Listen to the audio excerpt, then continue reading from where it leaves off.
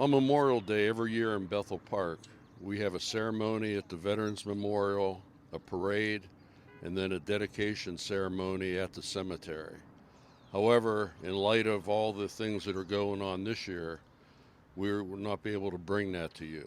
So what we are going to do is bring you a couple ceremonies that we've had in the past 20 years. What we're going to do for you today is show you our dedication of the memorial from October 30th, 1999. Then we're going to broadcast Sing It Out America, which was broadcast on September 26, 2001. And then we're going to have our Memorial Day celebration from 2016. So please enjoy our programming today, and hopefully next year we will be here to do our regular ceremonies both at Veterans Plaza, the parade, and the cemetery. Thank you. Hello, my name is Mark O'Brien. I'm here for the Bethel Park Veterans Memorial. October 30th, 1999 is a day that this town, Bethel Park, dedicated the Bethel Park Veterans Memorial. In the 1980s and 90s, people were asking the question, why isn't there a memorial honoring Bethel Park's veterans? Councilman Jack Allen dared to challenge this question and put together a committee of people, good people, that dared to answer this question. They built this memorial from the ground up. Today's program is from that time and from that day. And unfortunately, there are some good people in that committee, veterans, who are no longer with us. Bill Knaus, John Pape, Brooks Bebout, Charles Haley, Jim Fox, Ron Wolf, and Leonard Anthony. They were my friends. They became my friends while we did this project, and then afterwards while enjoying this memorial and seeing where it took us. There are many facts about this memorial that people may not know. The original design had a fountain in the middle, water coming up through the middle of the memorial, using black granite, Pennsylvania black granite, versus using the rose color from South Dakota. Unfortunately, the Pennsylvania black granite did not come in the size that was necessary for this type of memorial. Also, no one ever envisioned that the amount of names that would generate from this memorial would be so overwhelming that in 2004, another project would be to add 2 more stones. So the program you're going to see today, the dedication of the memorial in 1999, only has 3 stones. Now we have 5. And it's amazing that this group of committed veterans and people of this community built a second phase that you can hardly tell where the first and the second join. I was honored to be on this committee, and I was honored to call all these people friends.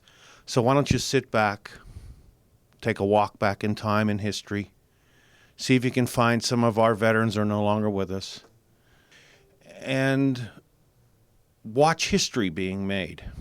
Now, this same group of people dared to hold this program on October 30th, 1999, the day before Halloween. The weather was wonderful. It was hot, it was sunny, and it was perfect. So sit back and enjoy. This is...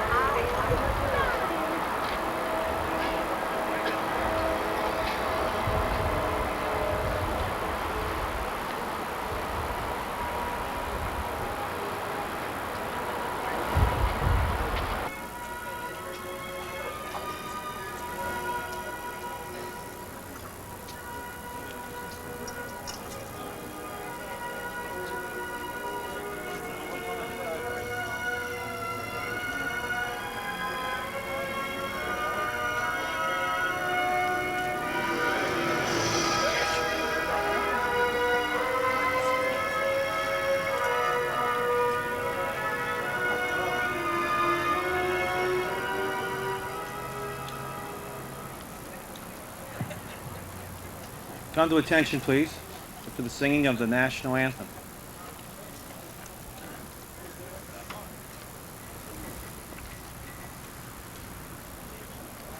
Oh, say, can you see by the dawn's early light what so proudly we hail at the twilight's last gleaming, whose broad stripes and bright stars through the perilous fight the ramparts we watch were so gallantly streaming, and the rockets' rattler, the bombs bursting in air, came through the night, that our flag was still there. Say, does that star-spangled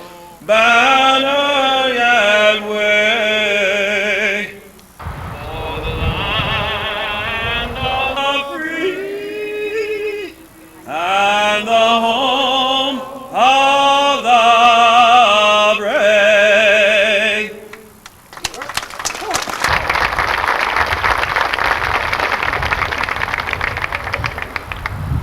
Now for the invitation, Reverend Philip Harmonic, pastor of St. Joan of Arc Church.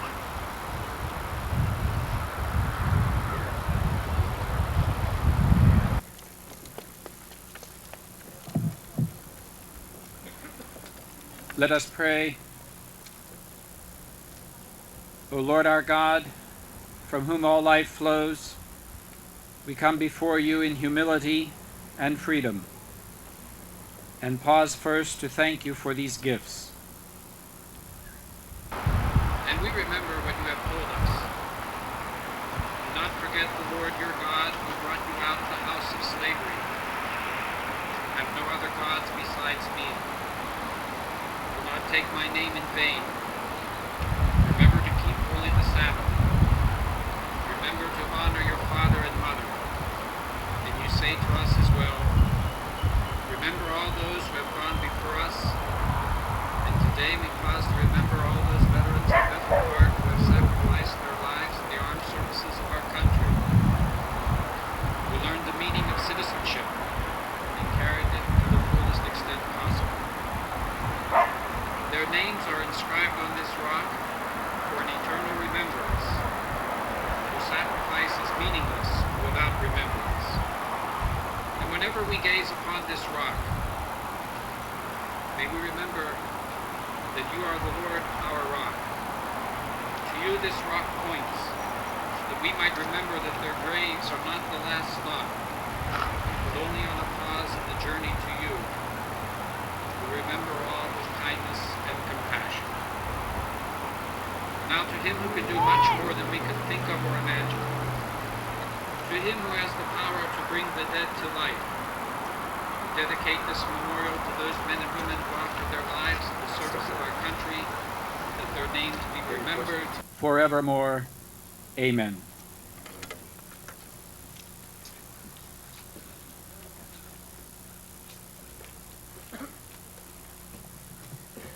Please be seated.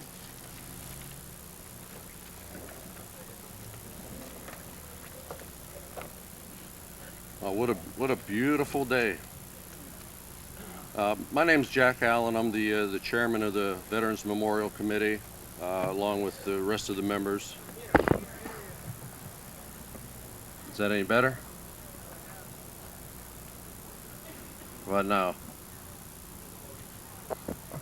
Is that any better? Okay. Again, my name's... Got it? Okay. How's that? Well, they didn't complain when Father Krabonic was here. Yeah.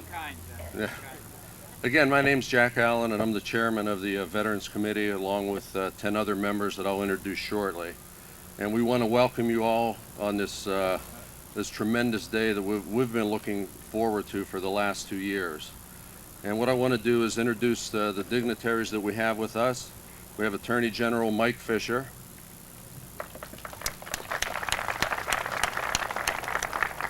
Senator Tim Murphy.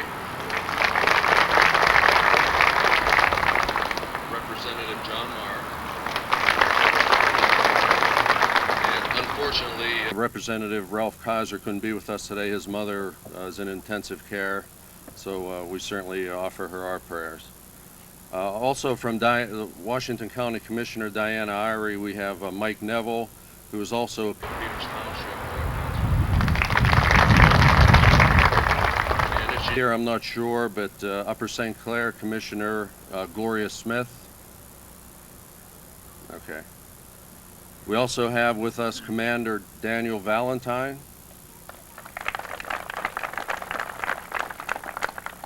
And then the groups we have with us, we have representatives from the Southwestern Pennsylvania Registered Nurses Club, VFW Post 764 from McMurray, Pennsylvania, the South Hills Marine Corps League, Bethel Park Color Guard, American Legion Post 760, and then we have a whole slew of Merchant Marines, and they're from the Three Rivers chapter, the Mon Valley chapter, and Southwest Pennsylvania Bronzeville chapter. And also helping us all today are the Cub Scouts from Pac 215, Sloan First, as well as the Boy Scouts from Troop 215. From Bethel Park Municipal Council, we have Tim Murray, Don Harrison, Jim Hannon,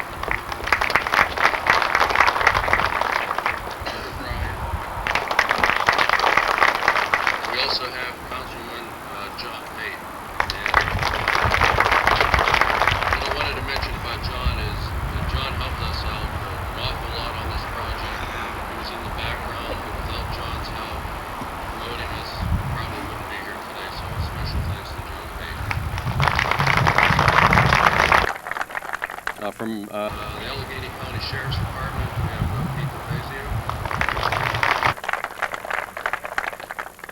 And I think that's all the dignitaries other than our board.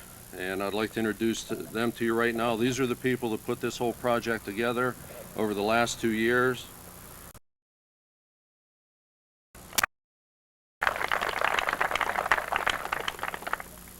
Brooks Bebout,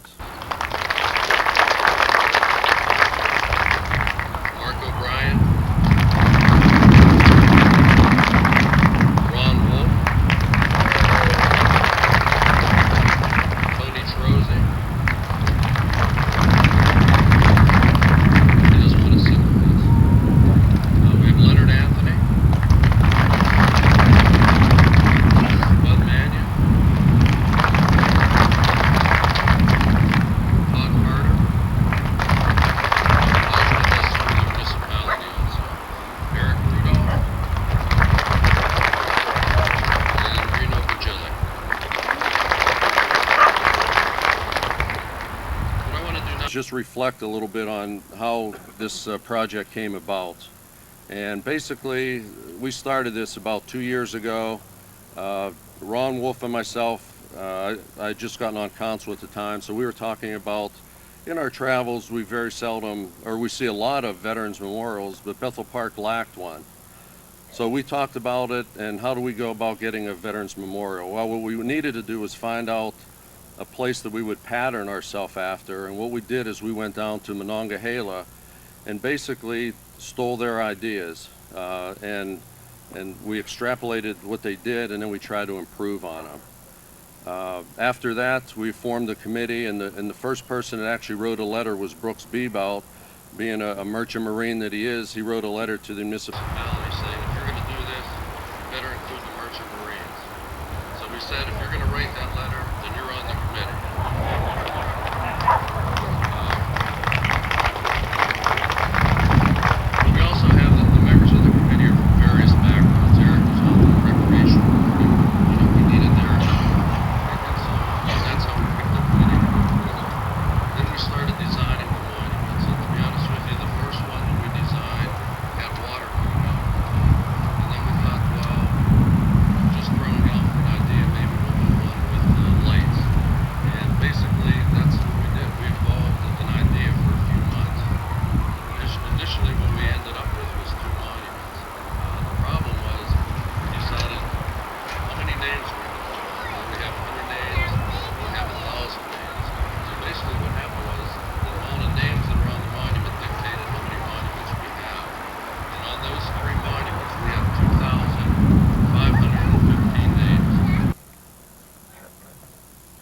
once we decided that this is how we're going forward, we had to figure out exactly how we're going to pay for this. Then we started selling the pavers, and you'll see when we open the monument, there are a lot of pavers on the ground, but there's a lot more room if anyone out there wants to buy a paver also. 6 months ago, then we had the ground. And at that point, many of you were here, it started to look a lot different than it does today. And also the fund money was well moved, and Attorney Trozzi and papers that we had just to help our fund. The monument totally would cost approximately $150,000. And out of that was all the money except for a few small grants we private donations. That brings us up to today, our dedication. What I'd like to do next is start with our speakers and introduce Attorney General Mike Fisher.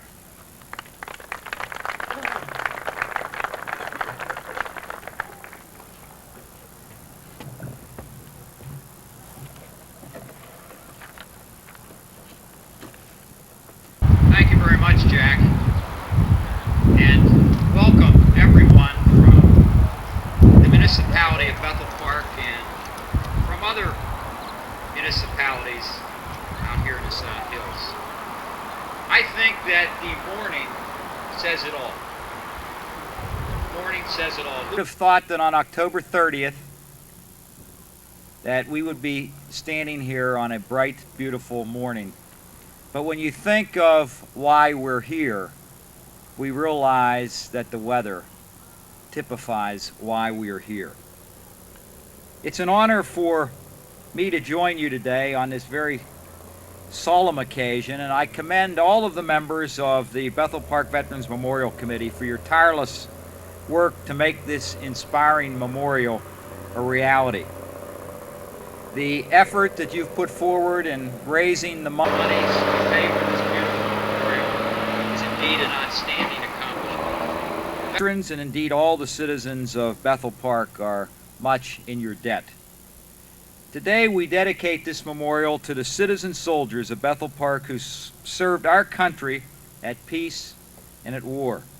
It's our duty as fellow citizens to pay them this tribute, as the words inscribed on this memorial tell us: sacrifice without remembrance is meaningless.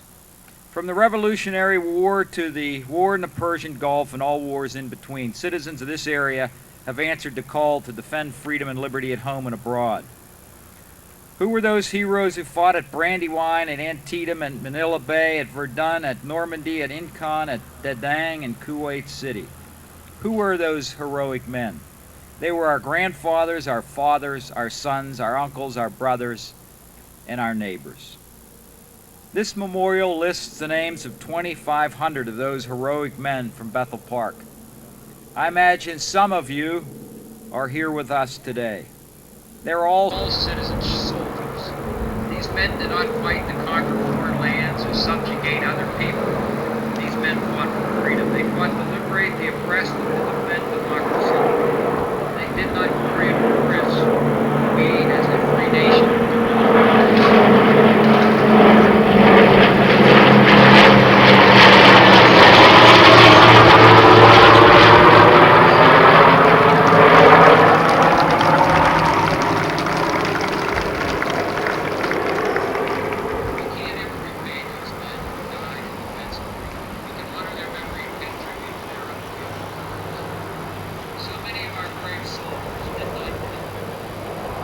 unfortunate that those men are not here with us today to taste the fruits of freedom and prosperity, but their victories secured freedom for us. This memorial is a very fitting addition to Bethel Park.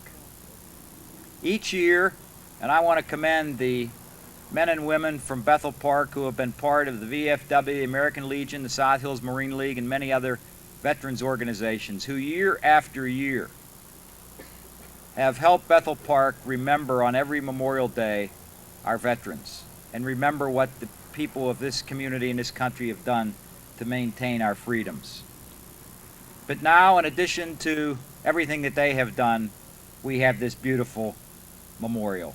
It's something that every day the people of Bethel Park will be able to remember those people who fought to make our country and our community the greatest place in the free world for any of us to live. Thank you very much for allowing me to be part of this very beautiful ceremony.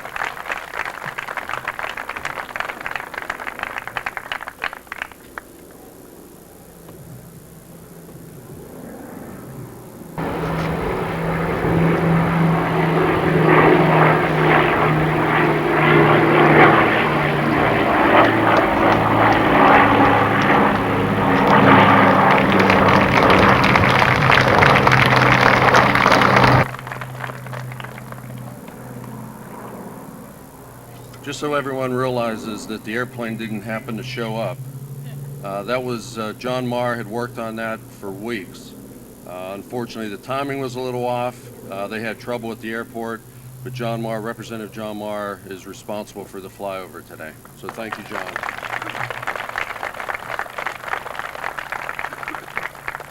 Our next speaker is Senator Tim Murphy.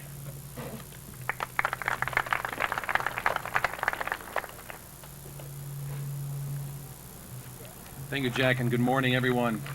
Also a great pleasure to be here. We'll see if whoever controls that feedback can do something. Thank you. Well, this day is long awaited.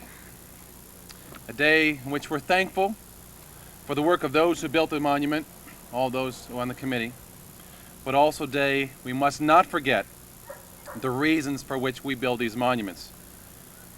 Let's remember, we do not build these monuments to glorify war. We build for heroes. We build to keep alive their memory. We build so that we may be able to help to avoid the terrible tragedy of war in the future. A child once asked me to explain why we have wars, and I said I really can't explain that, but I think we can all easily explain why we must remember those who fight in war. Theodore Roosevelt told us, "We shall never be successful over the dangers that confront us.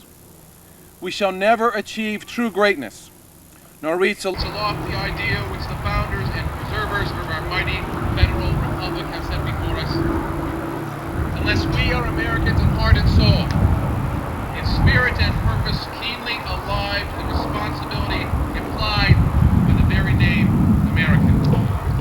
Proud beyond measure of the glorious privilege of bearing it.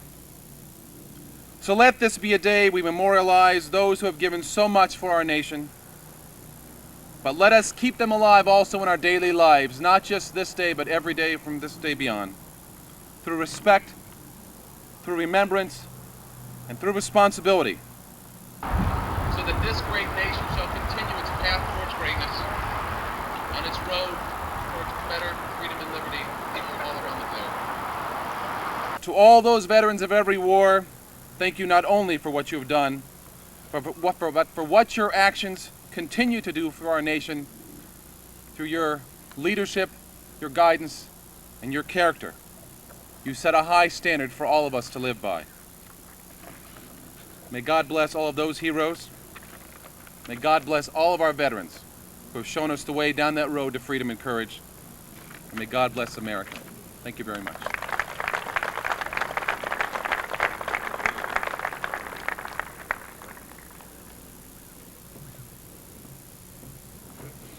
Our next speaker is Representative John Marr.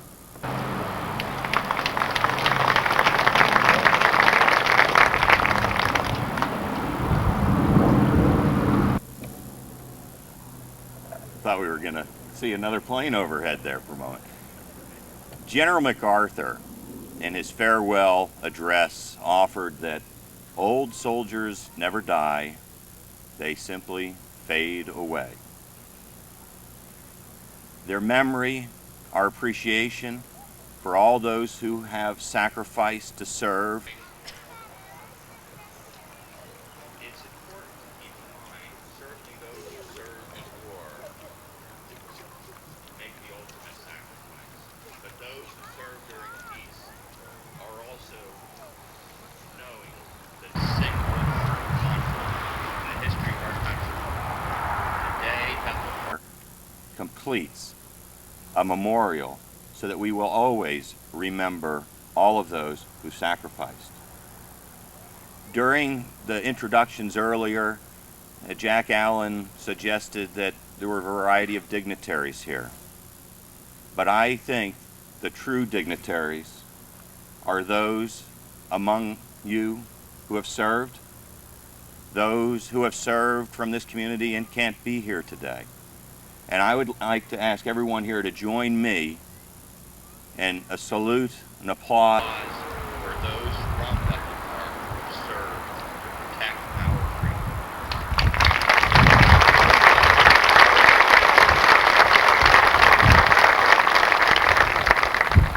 And in remembering, it's important to keep in mind, certainly those who served in war make the ultimate sacrifice. But those who served during peace are also knowing that they may not way at any time. We had an illustration of that just this week. The Marine Corps had desired to participate today by bringing in choppers. In fact, if any of you know what a Hercules chopper looks like, it's about the size of the municipal building. And it would have been a rather dramatic moment, I think. But after what happened in Armenia earlier this week, suddenly our men in the service, our women in the service are needing to rearrange their lives. And the Marines who were going to join us today by air were redeployed.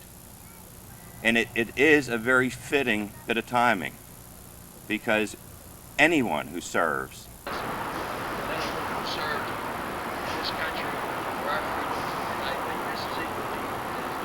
tonight. One last thought. Well, I was here after the preparations for tonight were all being wrapped up. Brooks Bebout and I were across the road looking, and as we were standing there, we noticed, and Billy Knaus, I think, was there at the moment. All of a sudden, all the cars coming by were slowing down to look. And that is exactly what is hoped for with this monument. This monument is an Inspiring series of edifices, and I hope will accomplish its goal and help the community remember years in the future, the sacrifice of those from our community. Thank you, and thank you to all who made today possible.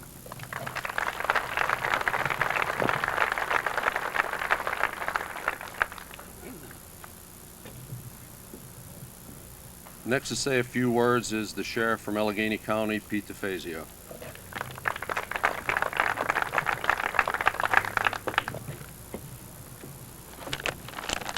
Good morning. As you know, the purpose of Bethel Park Veterans Memorial is in honor of the spirit and sacrifices of brave men and women of this area who served in the armed forces in the name of liberty. I consider it an honor and a privilege to address you here today. I have a profound appreciation and respect for all veterans, and I'm proud of the fact that 60% of our deputies are men and women served in the armed forces.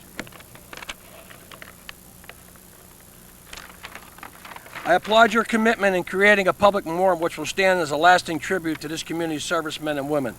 It serves as a testament that we remember the values they believe in and the principles they stood for and died to preserve. As with every memorial, this one expresses the wish that the memorial of those honored may be cherished and valued forever. Your presence here today and your support, which helped to make this memorial a reality, gives testimony to your remembrance, your appreciation, and to your gratitude. I'd just like to say, in my 30 years service in the Sheriff's Department, the last 2 years as the elected sheriff, my biggest honor probably was serving as on the board of directors of the Korean War Memorial, and we still meet every Tuesday, first Tuesday of every month, and I'm honored to serve with guys like Ed Stevens and things like that. And if anybody would have a chance to get down and see that memorial on North Shore, it's a great testament. I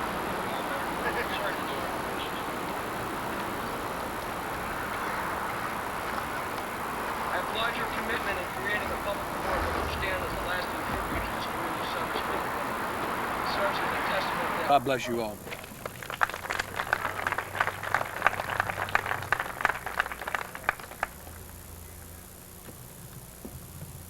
Okay, representing Washington County Commissioner Diana Irie is Mike Neville from Peters Township.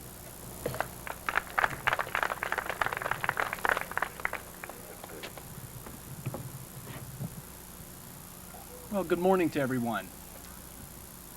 Why, can you hear me? Right on. Well, good morning. On behalf of Diana Irie, it's a pleasure to be here today. Many of you may not know that Commissioner Irie lives in Monongahela in Washington County. And many of the ideas that that this committee extrapolated on came from her hometown in Monongahela, as we heard from Jack earlier. And she's very proud of that fact. Unfortunately, with some of the delays and the fact that she's up for re-election in Tuesday's election day, she couldn't be here today. But she'd asked me to attend on her behalf, and I'm very appreciative to do so. You know, here in the United States, we take For granted very often a number of basic freedoms. This morning, we were all able to read a newspaper, free from censorship. This weekend, we can attend a house of worship. our choosing. We all came here this morning to this place to assemble freely, and never once considered that that basic right would not be afforded to us. But those basic freedoms, and many of the others that we enjoy, were not bestowed upon us. We have those basic freedoms because many people made sacrifices on our behalf in our military. Many of those made what Abraham Lincoln once referred to as the last full measure of devotion by giving their lives so that you and I can remain free. When I look at the names on this memorial, I keep in mind that the sacrifices that were made by the Veterans here made for not made for me, they made for most for you, because we share the same basic heritage, the same race, the same school, or the same background. But those sacrifices were made for you and I simply because we too are Americans. On behalf of Commissioner Irie, it's a pleasure to be here today. Thank you very much.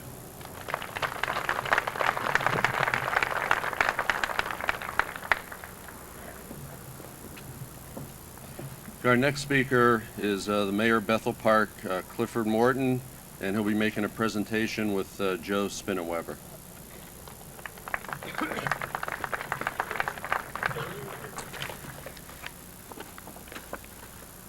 Good morning, everyone. I, like the speakers before me, want to first of all express my gratitude and my appreciation on behalf of all the people in Bethel Park to this committee who have worked for these past 24 months to do the things that had to be done to complete a project of this magnitude. We cannot say enough for them. Each one of them have made their own sacrifices of their time and their efforts, and we certainly appreciate it. Thank you again, committee.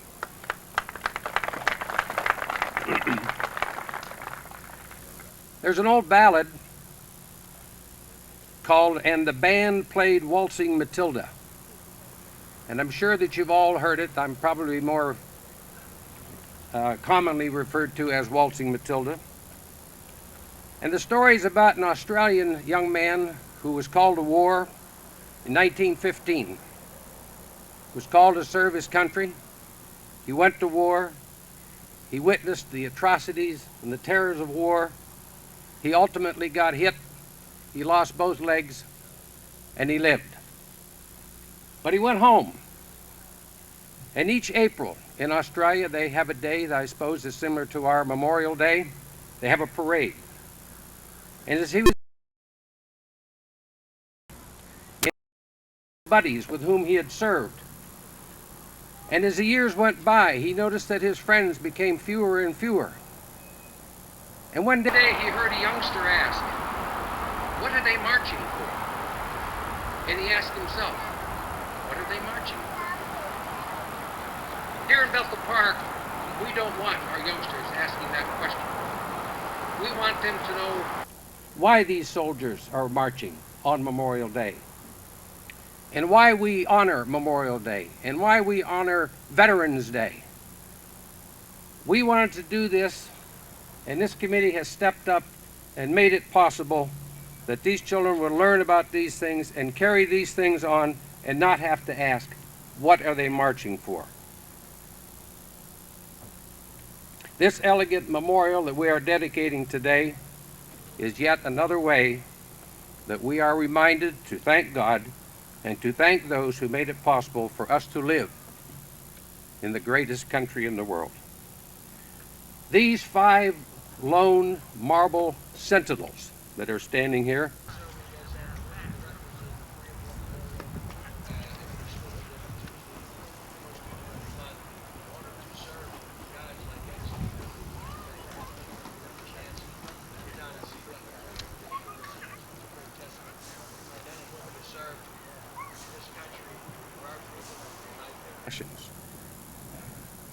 Standing order number 2, to remind all those who pause or pass by that the names inscribed hereon were willing to serve as protectors of that freedom with their lives if need be.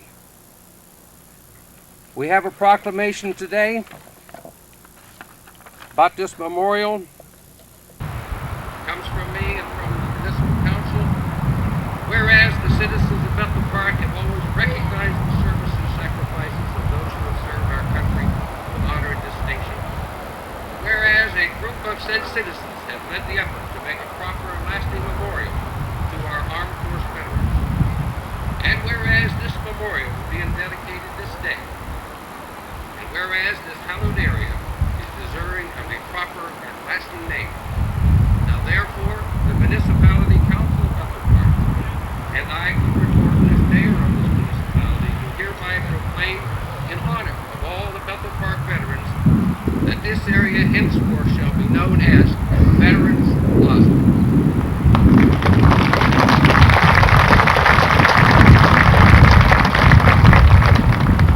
Be it further resolved that a fitting and proper plaque be placed on this site so in the future.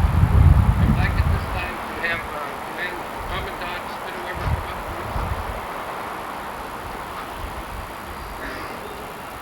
I think he has a word. Thank you, sir. Morning, ladies and gentlemen, boys and girls, veterans.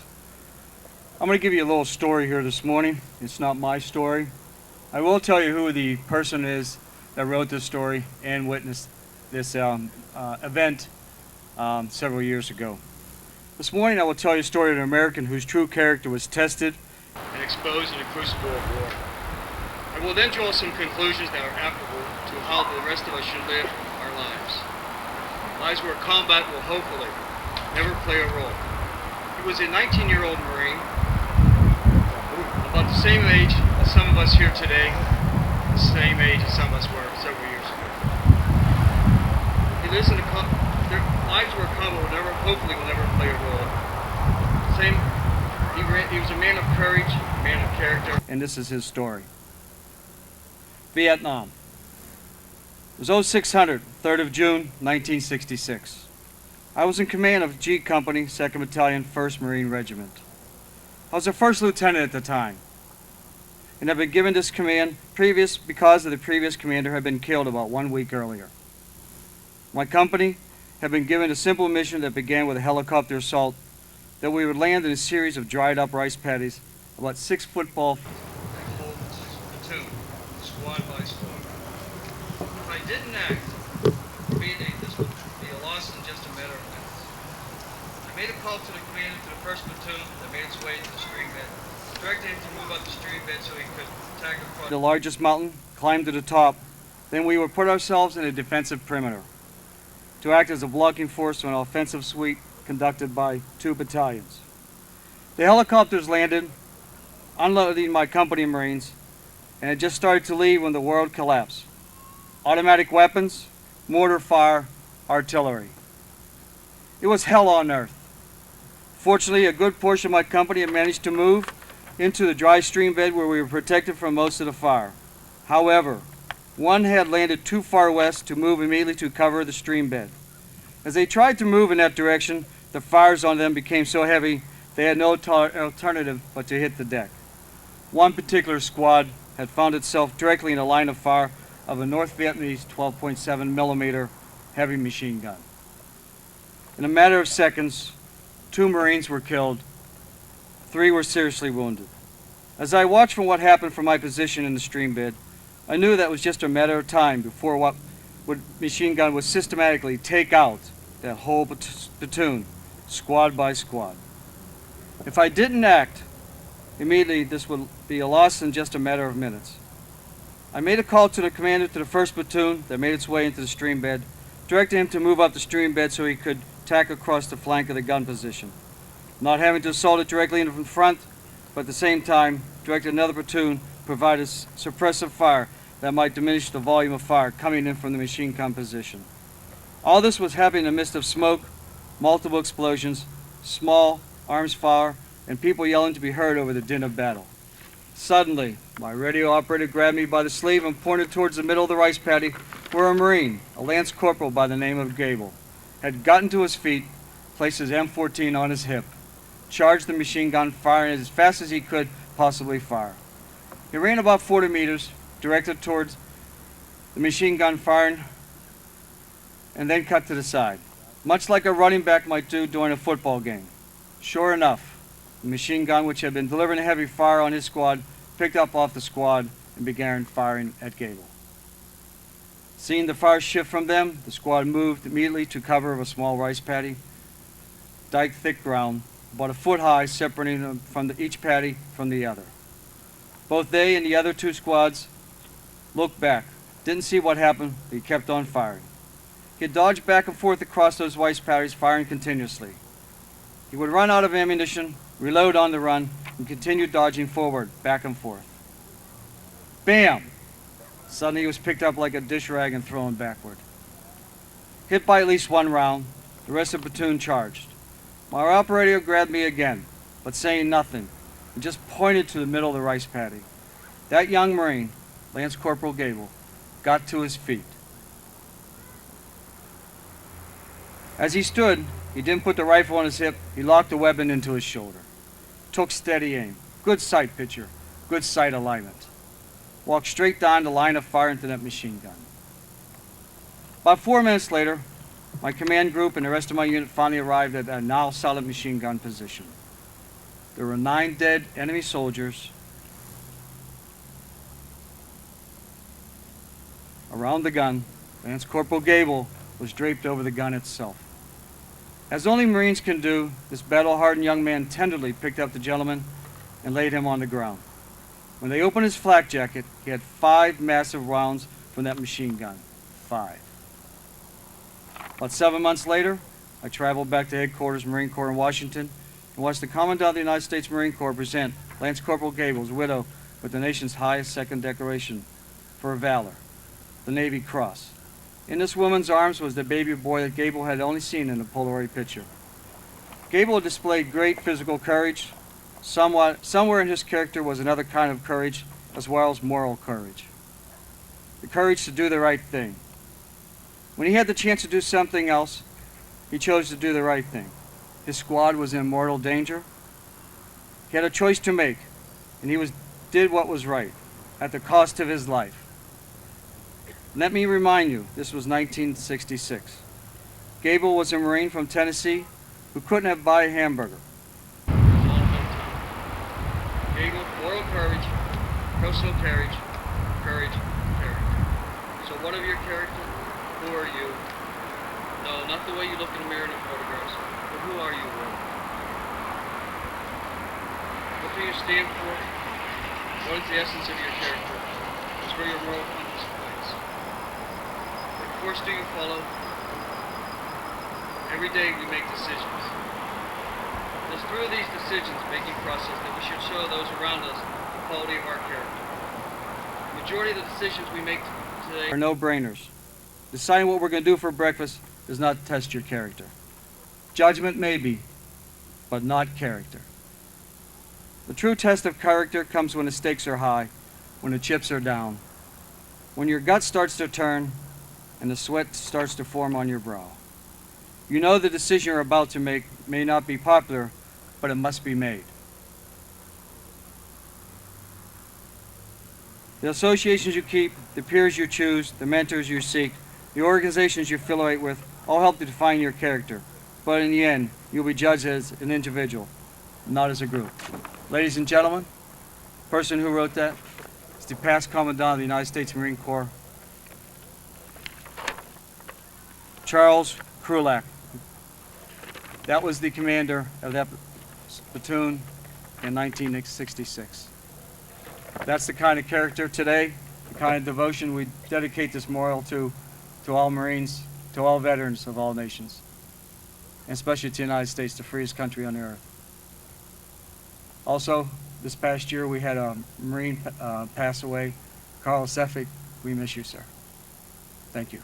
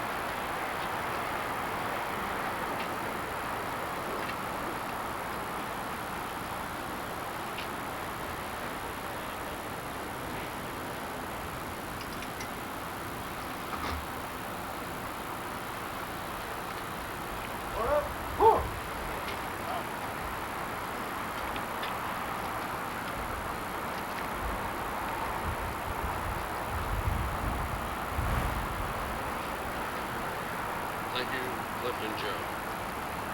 Our next speaker is Council President Tim Mowry, and he has a letter from the Governor of Pennsylvania, Tom Ridge.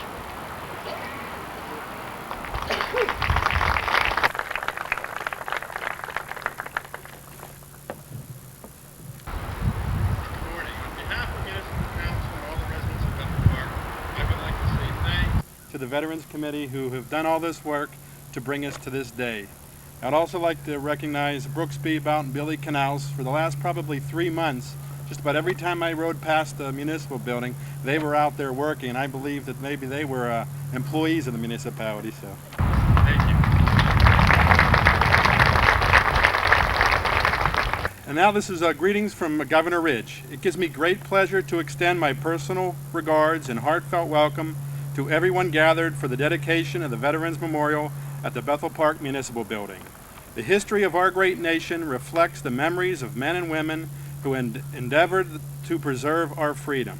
Their task, never to be forgotten or underestimated, stands as a lasting tribute to the ideals we value as Americans. As a Commonwealth, we strive to preserve and uphold a lasting tribute to the sacrifice and commitment our American heroes have displayed in defense of our nation. As Governor of the Commonwealth of Pennsylvania, I am proud to take a moment to join with the veterans, families, and citizens of Bethel Park gathered in honor of the selfless dedication and admirable service of our veterans. Though our history, our freedom, and democratic way of life has been safeguarded by the brave soldiers who were willing to offer the ultimate sacrifice in defense. Though the United States of America and the Commonwealth of Pennsylvania owe our veterans a debt of gratitude that can never be paid in mere words, this memorial will stand as an enduring emblem of the pride and gratitude we hold as a community in their name. On behalf of all Pennsylvania, Commander Daniel Valentine. He's a Navy chaplain attached to the Marine Corps, chaplain for Allegheny American Legion, and chaplain for the 36th District American Legion. So at this time I'd like to introduce Father Valentine.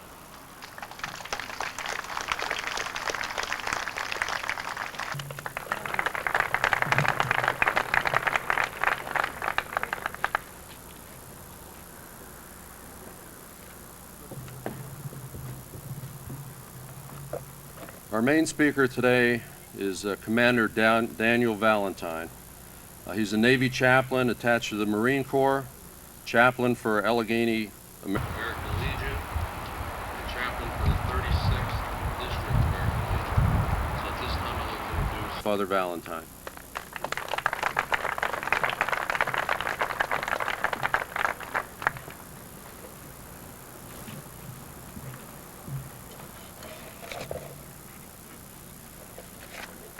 You're not going to have any trouble hearing me, and it's not because I'm a better speaker. I just got a bigger mouth.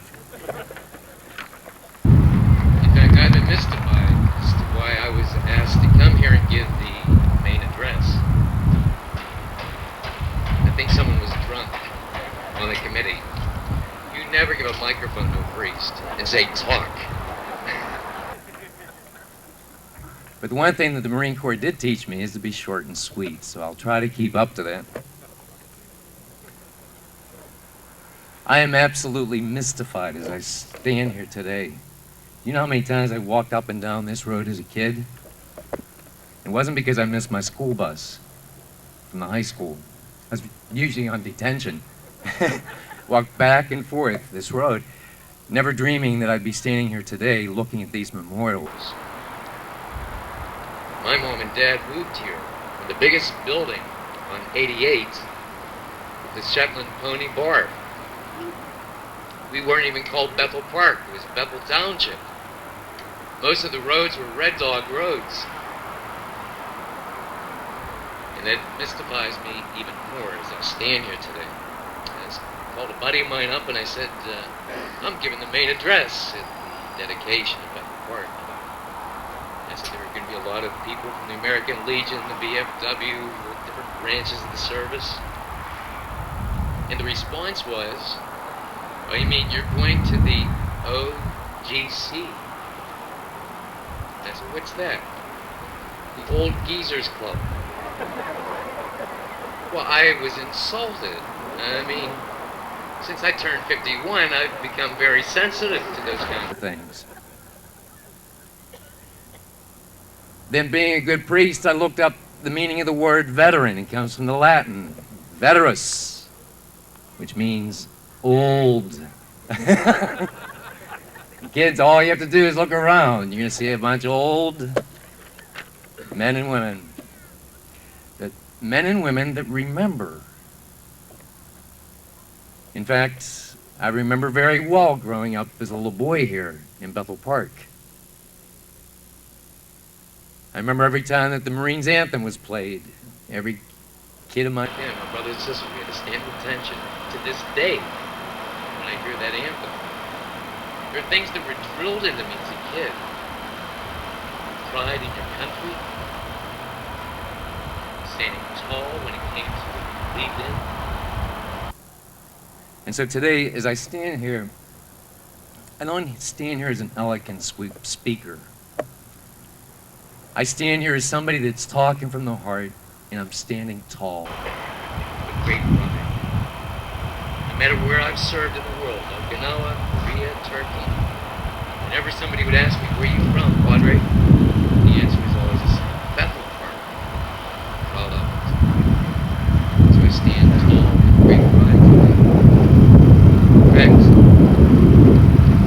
this past year I buried my dad. He lived with me for the past 5 years. And after the funeral, I was going through box after box. I found this little cardboard box and I opened it up, and there were all kinds of pictures in it. He and his buddy. His service with the Marines over in Guam. And I sat there for a long time looking at picture after picture of all these buddies. That a war had brought them together from all over the United States. And I kept wondering, where are these guys now? Whatever happened to their lives?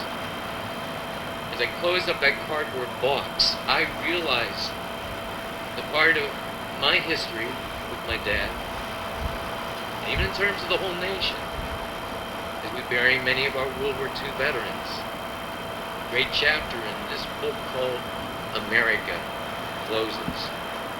One of the burning issues of our day and our age, are we going to remember? I get the biggest kick out of funerals when I have, especially if the American Legion and the VFW or the Color Guard or Honor Guard, and especially if they have a 21-gun salute. Heck, we're lucky they don't blow their feet off. They give a command right face, and you see them going in every direction. And the most amazing thing is how they put on their uniforms. Buttons popping, nothing fits. but they stand tall and they're proud of it. And a smile goes from ear to ear as I watch veterans, the old ones, as we remember. You know, in all the sermons I've preached, and all the homilies I've given, it will never measure up to the sermon of these men and women's lives. Words put into action. Word made flesh. Today I am most convinced the greatest obstacle to God is not sin. The greatest obstacle to God is forgetfulness. The failure to notice what is simply divine in what is human. When you see young men and women, 18 and 19, putting their life out on the line, that's divine. All for the price of freedom. To risk everything. The dreams and hopes. That's simply divine. I look around our country and sometimes I get puzzled. I'm not too smart. And I wonder if America really remembers sometimes. Because tonight, before I put my head down on my pillow, I know that in every major city in this world, there are homeless veterans roaming our streets. I hear the bickering and the bantering that goes on day in and day out in the halls of Congress about the rights of veterans. I listen oftentimes to the language of our country. You can't even talk today without using four-letter words. Our vocabulary is getting quite limited. And then we get real shocked when we see violence, like in our schools. I know why there's violence in our schools. Our kids are robbed. The one thing that they really need is not a new car, better clothes. They're angry because they are robbed. They haven't been taught how to remember. See, once you know how to remember something, you can be grateful. And then you can give thanks. You have somewhere to put your feet, to stand tall, and to have pride. As I look around our land, I see great hope. Today, I told you I wasn't going to say anything eloquent, but something from the heart. I want to stand here and just cry. This is so moving. My hometown. Stand tall, proud today for what I see in front of me. A couple weeks ago I was in New York City. I had missed my flights. Took a taxi into the city. Went around one corner. I saw the silhouette of a famous statue. And I remembered the words in a sonnet. Keep ancient lands your storied pomp, cries she. With silent lips, give me your tired and your poor, your huddled masses that are yearning to breathe free. The wretched refuse of your teeming shore. Send me these, the homeless, the tempest tossed to me, and I'll lift my lamp beside the golden door. You know what statue I'm talking about, and what silhouette I saw that day. And today I stand tall and I'm proud, because I see the lamp again, and the golden door is opened, because the people of Bethel Park dared to remember. God bless you, and God bless our country.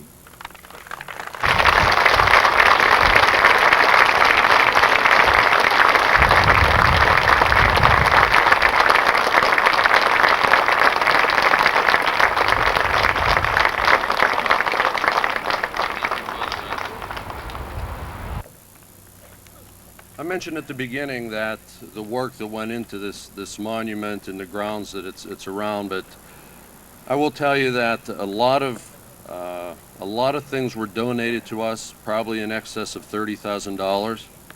And what I'd like to do now is just recognize some of the people and the services that they devoted or that they donated to us, and really appreciate our neighbors here in Bethel Park. Robert Stevens is the architect on this project. These are free of charge from these people who do this for a living. He designed the memorial that you're looking at today. Johannes, once the project was designed, Johannes took the 3 stones, the 3 large stones, the 2 smaller ones, and put it into a scheme that it would work. Then Ken Bile from Bear Construction sent his people off to actually build that monument at no charge to us. Later on down the road, Frank Dupree from down in Finleyville came up and landscaped the whole thing. The flowers, the bushes, he even went and decorated the municipal building. So, and I don't think anyone here can argue that this building looks better now than it did in the last 5 years.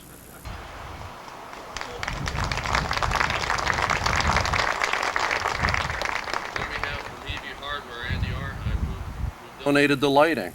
And you know, there's 8 lights on the ground there, and believe me, that was a donation that Andy really enjoyed giving to us. Rick Jacobson, once the lights were in, Rick Jacobson from Jacobson Electric, he hooked everything up. He was here last night just to make sure that the timers would work. So at nighttime when someone drives past, this will be lit up. David Knaus from Keystone Coach donated the sprinkling system.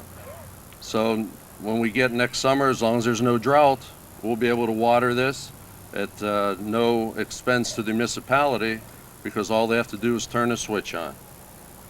Russ Smith, right over here from Kiefer Coal and Supply, he donated all the cement.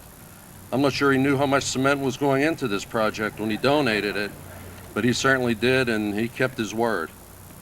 We owe a debt of gratitude to Paul Henney, Funeral Services. The mayor and municipal council, we went to them and said, we want to put a monument somewhere. Do you have any land available? Why don't you put it right in front of the building? They donated the land to us to build this. The Public Works Department, Bill Knaus made sure that they were working. He had them up here every day doing odds and ends, and we owe a lot to the Public Works. All the municipal staff, we had 2 women inside, Sharon and Pat, who took every name, put it in the computer, alphabetized it to make it easier for the monument people. And Lynn, if anyone donated and you got a letter back from us, Lynn from the staff wrote those letters for us. Marty Merrick, who's our engineer at Bethel, he was out here every day making sure that everything was level. Without an engineer, we wanted to make sure that those things weigh probably 5 tons. We don't want them to fall on anyone.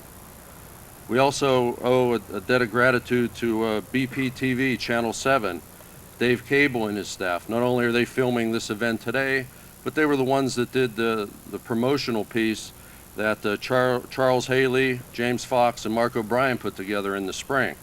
And we owe a lot to them because they got people excited about doing this project. The Bethel Women's Club, they said, can we check the spelling of the names? We didn't tell them how many names we had. We said, sure, why don't you help us? We handed them the names. A week later, they said, well, we did it for you. The people that made the monuments themselves is Donatelli Cemetery Memorials from West Liberty Avenue in Dormont. We went back and forth, but we finally got them up, and it's a great day for Bethel. After the ceremony's over, there's plenty of refreshments inside. G&K Catering, Coons Market, Eaton Park, Pizza Hut, Giant Eagle, Pizza Outlet, Bethel Bakery, Danny's Pizza, Papa John's Pizza. You notice we have a lot of pizza here. And Virgili's donated all the product that you'll be able to consume inside. Doug Gamber is an architect also. He was the first person that drew up the initial renderings of the monument. And it's changed since then, but he got us off on the right foot. The Bethel Park Retirement Residence, they held a fundraiser for us, which is a pancake breakfast that Ron and Tony chaired. They gave us all the proceeds, not only the proceeds, they didn't charge us anything to eat.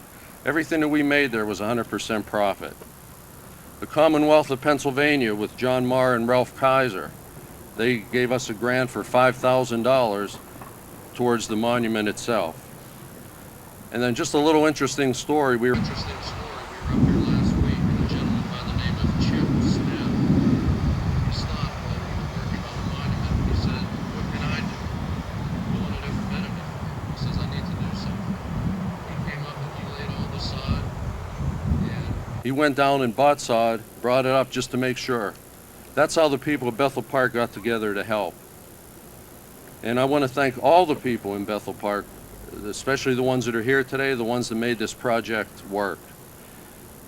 But especially I want to thank two gentlemen that are on our committee, and I'd like for them to come up here at this time, and that's Brooks Bebout and Bill Knaus.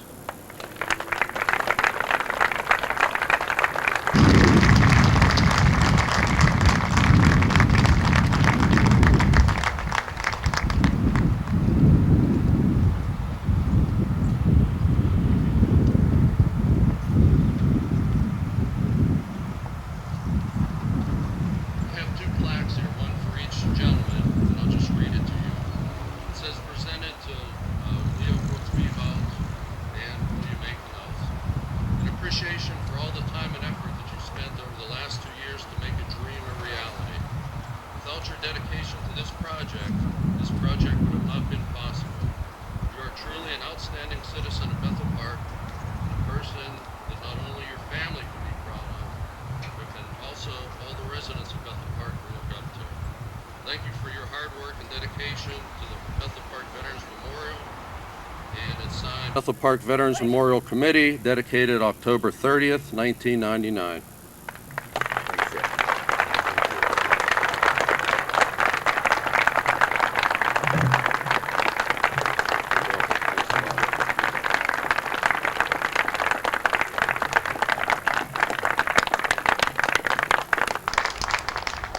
At this time, I'd like to introduce Mark O'Brien.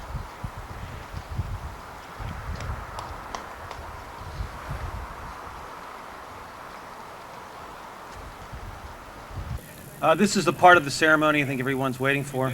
First of all, I'd like to mention that one of our volunteers, Charles Haley, couldn't be here today because of the death of his sister. We wish Charles and Francis and his family well, and on the death of their sister Annie. At this time, I would like to call Brooks Bebout, William Knaus, Leonard Anthony, Todd Carter, Tony Tarazzi, and the Cub Scouts to the memorials itself.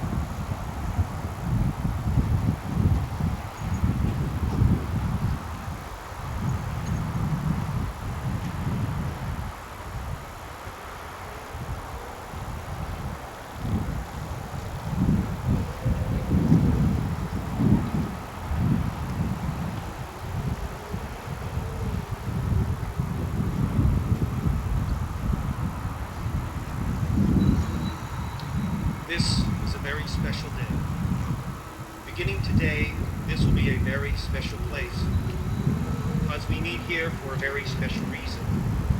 Today, we are dedicating our memorials to honor and to thank all the veterans in Bethel Park, who served so gallantly in the uniform of our country. We remember and pray for all who died in battle, and recognize the veterans living in our midst today. This is a day we set aside, commemorating the contributions that they made to preserve our freedom, and to devote this memorial in gratitude for all their accomplishments by their sacrifice. Their military service a significant part of our heritage, and it has had a profound effect on our nation's history. The generations who have served in the military over the years have sustained our belief that the country will be protected in the darkest days of frightening world. This is an indispensable part in our sense of well-being. Evidence is well known of the millions who have fought bravely on land, sea, and in the air.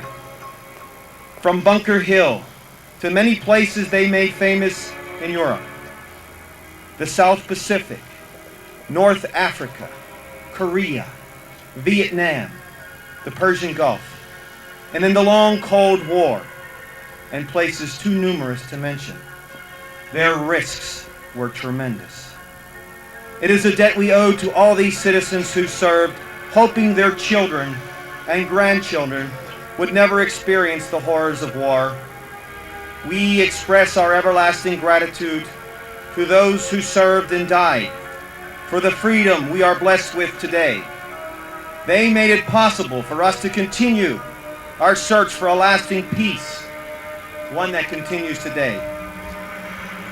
Lincoln, in his second inaugural address, said, I quote, "Let us strive on to finish the work we are in, to bind up the nation's wounds, to care for him, who shall have bore the battle, and for his widow, and for his orphan, to do all which may achieve and ever cherishing a lasting peace among ourselves and with all nations." I am particularly honored for the privilege to be a part of this endeavor. Sacrifice is meaningless without remembrance. Now, may we please have the unveiling of the monuments.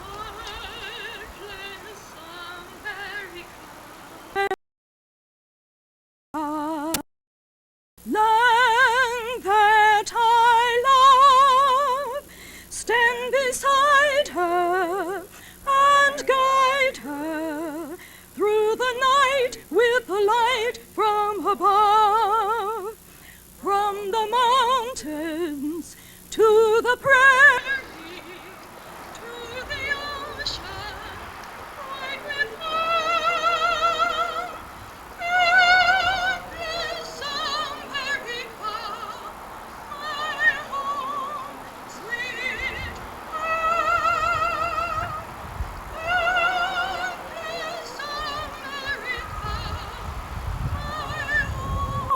Sweet home, God bless America. Land that I love, stand beside her and guide her through the night with the light from above, from the mountains to the prairies, to the oceans, right with her. God bless America, my home, sweet home. God bless America, my home, sweet home.